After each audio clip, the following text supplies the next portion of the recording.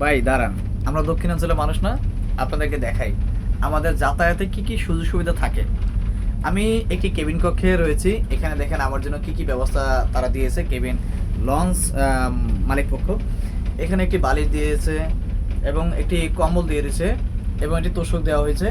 এর পাশাপাশি আমি যদি আপনাদেরকে দেখে, এখানে দেখেন একটি টিভি দেওয়া রয়েছে এবং একটি সৌন্দর্য দেখার জন্য আয়না দেওয়া রয়েছে, পানির বোতল এবং এখানে ফ্যান দেওয়া হয়েছে। দুটি সিটে, এখানে ডাবল সিট নিয়েছি আমি, দুটি সিটে দুটি ফ্যান দেওয়া হয়েছে আপনার প্রয়োজন মতো, অর্থাৎ আমার প্রয়োজন মতো। এখন কিন্তু আমি এটি সব ইউজ করতে পারবো, এখানে টিভি দেখতে পারবো প্রয়োজন মতো হলে।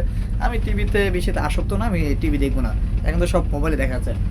ফ্যানটা লাগে না শীতের সময়, বাইরে অনেক বাতাস এবং সাথে বেলকনির মতন একটা ফ্ল্যাটে যেভাবে আছেন না, বা এক কথা বলা যায় আমরা যেভাবে যাতায়াত করি একটা হোটেল সেরাটনের মতন, হোটেলের মতো আমরা যাতায়াত। দেখেন এখানে কীভাবে আপনার দেখায় সৌন্দর্যটা। এখানে দেখেন গ্লাসের সিস্টেম আছে, এরপর এখানে জানালার সিস্টেম আছে। সিটের কভারগুলো অনেক সুন্দর, এখানে সিটের কভার, আমি এখানে সুন্দর একবারে আন্তরিকভাবে বসে আছি। এরপরে আমার এখানে খাবার চলে আসছে, দেখেন অলরেডি খাবার চলে আসছে, মাছ চলে আসছে, ডাল, তারপর এখানে আছে দেখেন এই যে লেবু, লবণ, মরিচ প্লেট দেওয়া হয়েছে।